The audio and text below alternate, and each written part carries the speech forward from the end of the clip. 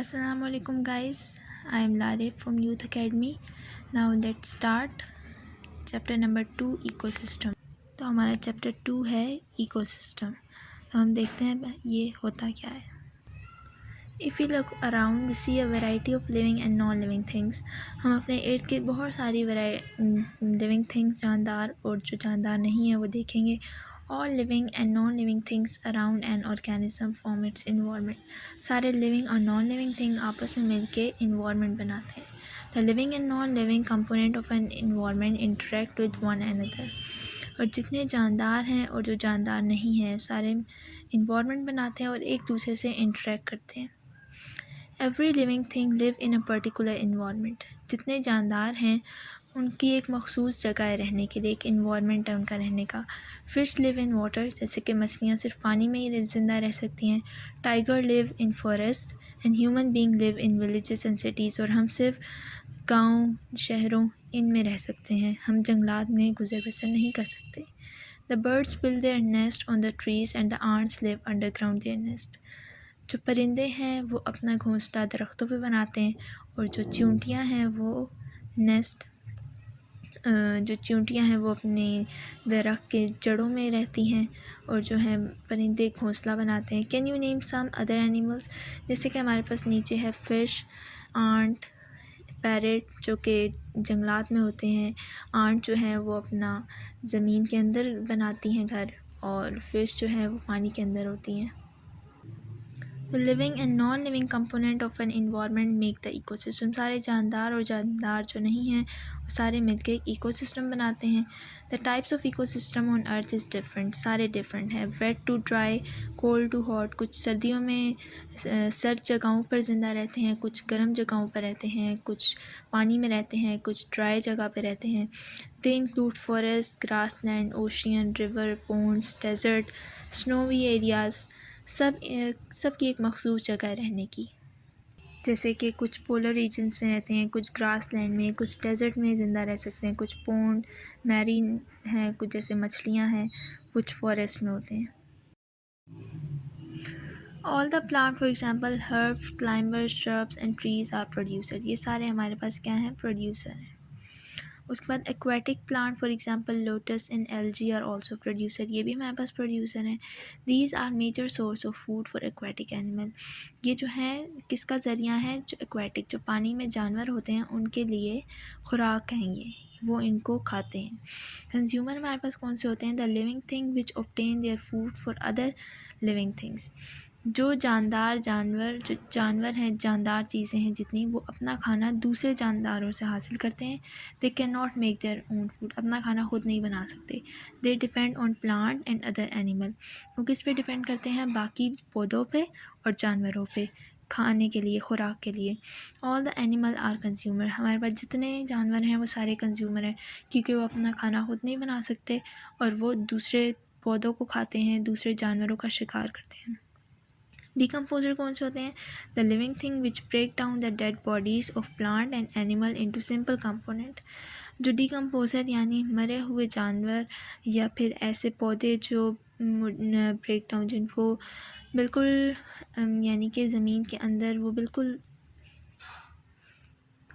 मुरझा जाते हैं, डिकम्पोज हो जाते हैं, जो उनको खुराक बनाते हैं। वो अपनी सम बैक्टीरिया एंड फंजाई, जैसे कि बैक्टीरिया, फंजाई, ये सब डिकम्पोज़र हैं। उसके बाद आता है हमारा balance ecosystem. The sun is the main source of energy in an ecosystem. जो सूरज है हमारे पास वो सबसे अहम ज़रिया है एनर्जी का। The plant make food with the help of sunlight. पौधे कैसा अपनी खुराक बनाते हैं? सनलाइट के ज़रिए और carbon dioxide and water. They also produce oxygen in this process, और इसके बदले में वो क्या रिलीज़ करते हैं? Oxygen. This oxygen is use bye animal for respiration, और फिर वो ऑक्सीजन किस काम आती है? एनिमल्स के काम आती है फॉर रेस्पिरेशन। ड्यूरिंग रेस्पिरेशन, और इस रेस्पिरेशन के प्रोसेस में एनिमल क्या प्रोड्यूस करते हैं उसके बदले में? Carbon dioxide which is use by plant to make food, और वो फिर कार्बन डाइऑक्साइड जो जानवर प्रोड्यूस करते हैं वो पौधों के काम आती है अपना फूड बनाने में। Such self sustaining and durable ecosystem. अब ये जो एक साइकिल चल रहा है इसको क्या कहते हैं? बैलेंस इकोसिस्टम, यानी सब कुछ एक बैलेंस है। और उसके बाद है all living things are essential for one another. सारे लिविंग थिंग्स जो हैं वो एक दूसरे के लिए बहुत ज़रूरी हैं। They affect the life of one another. सब का एक दूसरे की ज़िंदगी में बहुत अहम किरदार है। सम एनिमल बेनिफिट और हार्म वन अनदर। सब एक दूसरे को फ़ायदा दे रहे हैं और कुछ नुकसान पहुंचा रहे हैं। उसके बाद है food chain. Living thing depend on one another for obtaining food. सब एक दूसरे पे डिपेंड करते हैं खुराक में। किसी ने दूसरे जानवरों को खाना होता है, किसी ने पौधों को खाना होता है, तो इस तरह सब एक दूसरे पे डिपेंड करें। Plant make food with the help of sunlight and water. पौधे जो हैं वो किस तरह से अपना फूड बना रहे हैं, सनलाइट और वाटर के ज़रिए। The animal which eat plant are called herbivores. वो जानवर जो पौधे खाते हैं उनको हम हर्बीवोर्स कहते हैं, जैसे कि rabbit, goat, deer, cow and plant eater, so they are called herbivores. The animal which eat other animal are called carnivores. जो दूसरे जानवरों को खाते हैं उनको हम कार्निवोर्स कहते हैं, जैसे लायन, टाइगर, क्रोकोडाइल, ये सब दूसरे जानवरों का शिकार करते हैं। और वो जानवर जो बोथ यानी कि प्लांट भी खाते हैं और दूसरे जानवरों का शिकार भी करते हैं उन्हें हम ओमनीवोर्स कहते हैं, जैसे man, bear, crow, right. Producer make food which is use by herbivores. Producer जो हैं वो खाना प्रोड्यूस करते हैं जिन्हें हर्बीवोर्स कहते हैं। हर्बीवोर्स खाते हैं। हर्बीवोर्स हमने पीछे पढ़े थे कौन से होते हैं, जैसे goat, deer. The herbivores are eaten by carnivores. और हर्बीवोर्स को फिर कौन खाता है, कार्निवोर्स। और कार्निवोर्स कौन से होते हैं, जैसे lion, tiger. These carnivores may be eaten by other carnivores. फिर इन कार्निवोर्स को और जानवर खाते हैं। इस तरह से ये सीरीज़ जो है ये चलती रहती है हम इकोसिस्टम में, और इसको क्या कहते हैं, फूड चेन, यानी कि ये एक चेन है। Grasshopper eat a plant and is eaten by rat. जैसे कि ग्रास होपर जो है वो क्या खाता है, पौधे खाता है। ग्रास होपर पौधे खाता है और उसके बाद इसको कौन खाता है, यानी चूहा, rat. The rat become a pray of owl. और फिर चूहे को कौन खाता है, आउल खाता है, उल्लू। This is an example of food chain. तो ये एक पूरी फूड चेन चल रही है हमारे पास। उसके बाद है link of food chain. Food chain consist of 3 links. Food chain जो है तीन तरह की होती है। In any food chain the first living thing is producer. सबसे पहले प्रोड्यूसर आते हैं, जैसे कि प्लांट एंड एल्गी जो खाना प्रोड्यूस कर रहे होते हैं दूसरों के लिए। The second main link is herbivores animal, for example zebra and goat, ये हर्बीवोर्स है हमारे पास। और तीसरा लिंक कौन सा है, carnivores, for example lion, fox and snake. उसके बाद आते हैं predator prey relationship. An animal which eat other living thing by hunting and killing is called a predator. Predator हम किसे कहते हैं, वो जानवर जो दूसरों का शिकार करते हैं। For example lion, tiger, shark, lizard, ये सब हमारे पास प्रीडेटर हैं। अब ये क्या करते हैं, which is hunted, killed and eaten by predator.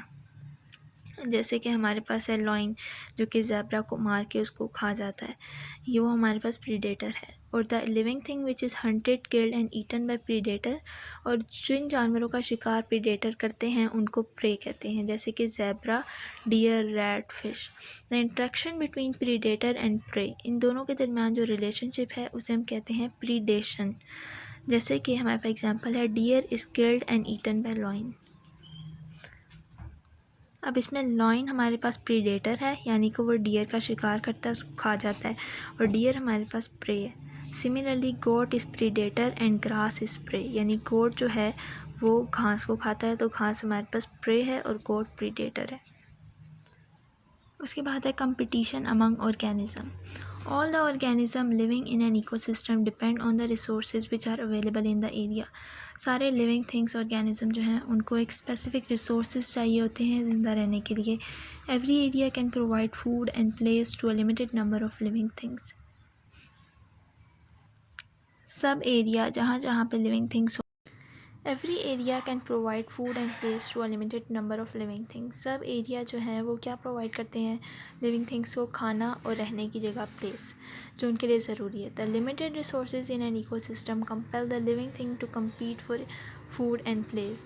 सारे लिविंग थिंग्स जो हैं वो ख़ुद भी इसके लिए मतलब अपने रहने की जगह, अपने खाने के लिए वो ख़ुद भी मेहनत करते हैं। For example in the grass land all the herbivores compete for grass.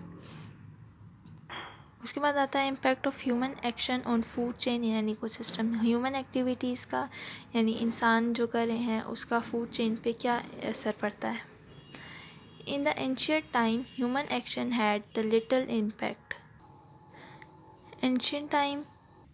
Ancient time मतलब जो बहुत पुराने ज़माने में ह्यूमन एक्शन जो लोग करते थे उसका इतना असर नहीं पड़ता था इन्वायरमेंट पे. Nowadays there are numerous visible impact, लेकिन अब बहुत असर पड़ता है of human being on the environment. जो लोग हम कर रहे हैं उसका हमारे इन्वायरमेंट पे बहुत असर पड़ता है. With the increase in the population, आबादी बढ़ गई है. ह्यूमन स्टैब्लिशमेंट सिटीज़, लोगों ने सब जगह जो है बिल्डिंग्स बना ली हैं. दे कट फॉरेस्ट, और दरख्तों को काट दिया है. बिल्ड रोड एंड फैक्ट्रीज़ बना ली हैं, सड़कें बना ली हैं. These action polluted the environment and water resources. तो इससे क्या हुआ, हमारी इन्वायरमेंट जो है वो पोल्यूट हुई है, यानी गंदगी हुई है. वाटर रिसोर्सेज में कमी आ गई है. Human being did serious damage to the ecosystem, बिल्कुल बर्बाद कर दिया उन्होंने इकोसिस्टम को. एंड ओशियन, समंदरों में कितनी गंदगी हो गई है. The cutting off forest destroy the habitat of wild life. जब उन्होंने दरख्तों को काटना शुरू किया, सड़कें बनाना शुरू की, तो उससे क्या हुआ, वाइल्ड लाइफ यानी कि जो जानवर थे उन सब के हैबिटेट यानी उनके रहने की जगह को नुकसान पहुंचा. Human being also started cutting off forest. Human being have done serious damage to the environment. इंसानों ने जो है बहुत डैमेज किया अपने इन्वायरमेंट को. But now they are trying to save the ecosystem, मगर अब वो इन्वायरमेंट को सेव भी कर रहे हैं. Some step that are being taken to save the environment are as follow. अब वो कौन से स्टेप्स हैं. Wildlife park have been made to save the habitat of living things. उन्होंने ऐसे पार्क्स बनाए हैं जहाँ पे उनके रहने की जगह को सेव कर दिया गया है, महफूज उनके जगह बनाई गई है उनके लिए, जैसे मार्गला नेशनल पार्क इन इस्लामाबाद. उसके बाद और क्या किया उन्होंने, tree plantation is being done. ज़्यादा से ज़्यादा दरख्त लगाना शुरू किए हैं. एंड आर्टिफिशियल फॉरेस्ट, और जो आर्टिफिशियल फॉरेस्ट हैं, जंगलात उन्होंने बढ़ाना शुरू किए हैं आर्टिफिशियल वे से, यानी कि ख़ुद उनको दरख्त लगाए हैं. Being created to provide the natural habitat, ताकि उन्हें कुदरती रहने की जगह मिल सके. इन्वायरमेंटल अवेयरनेस कंपेन, और उन्होंने लोगों में ज़्यादा से ज़्यादा एक कंपेन शुरू की है, लोगों को बताना शुरू किया है कि वो इन्वायरमेंट को सेव करें और जानवरों के हैबिटेट्स, उनके रहने की जगह को, लिविंग थिंग्स के जो हैबिटेट है उनको बचाएं. उसके बाद इसकी एक्सरसाइज है, what is an ecosystem. Ecosystem हमारे पास क्या है, हमने क्या पढ़ा है, the collection of abiotic and biotic component of an area. सारे बायोटिक और एबायोटिक को मिला के जो हमारे पास बनता है वो इकोसिस्टम है. All the biotic component are, सारे बायोटिक कंपोनेंट क्या होते हैं, लिविंग थिंग्स. फूड चेन कहाँ से स्टार्ट होती है हमारे पास, बिगेन विथ प्रोड्यूसर से. For the conservation of ecosystem conservation के लिए, इसको बचाने के लिए हमें क्या करना है, tree plantation is being done. If insecticide are used for controlling the population of insect, the population of bird will be decrease. हमारे पास birds की population कम हो जाएगी. पहला शॉर्ट क्वेश्चन हमारे पास, डिफाइन इन्वायरमेंट क्या है. अभी हमने पढ़ा था, all living and non-living things around an organism form its environment. ये मिलके environment बनाते हैं. The living and non-living thing component of an environment interact with one another. Second है, write the name of 3 biotic component of an ecosystem. Biotic component कौन से होते हैं, biotic component हमारे पास थे प्रोड्यूसर, कंज्यूमर एंड डीकम्पोजर. उसके बाद third short है हमारे पास, write the name of abiotic component of a ecosystem. Abiotic component कौन से हमारे पास है, temperature, air, water, light, soil. इनमें से हमने 3 लिखने हैं. देन हमारे पास फोर्थ शॉर्ट क्वेश्चन है, draw a simple food chain. इसमें हमने सिंपल फूड चेन बनानी है, plant, grasshopper, rat, owl. Next question है हमारे पास, if the food resources increase what will be the effect on the population of predator. जब हमारे पास फूड रिसोर्सेज ज़्यादा होंगे तो हमारे पास प्रीडेटर की पॉपुलेशन भी इंक्रीज़ कर जाएगी, क्योंकि जब उनके पास खाने की इतनी सारी चीज़ें होंगी तो हमारे पास जो प्रीडेटर जो दूसरे जानवरों का शिकार करते हैं फिर वो भी इंक्रीज़ कर जाएंगे हमारे पास. उसके बाद क्वेश्चन है, write 2 human activity which are affect the ecosystem. ऐसी 2 ह्यूमन एक्टिविटीज़ लिखनी है जो हमारे इकोसिस्टम को अफेक्ट कर रही हैं, जो कि हमारे पास हैं, the cutting off forest destroy the habitat of wild life, यानी कि उन्होंने जंगलात को काटना शुरू कर दिया है. Human being also started unnecessary hunting of animal, और उन्होंने बेफजूल में जानवरों का शिकार शुरू कर दिया है. तो ये हमारे पास था चैप्टर नंबर 2 इकोसिस्टम। होप आपको समझ आ गया होगा। अगर इसमें आपको कोई भी कन्फ्यूजन है, कोई भी क्वेश्चन है तो आप कमेंट सेक्शन में बताएं।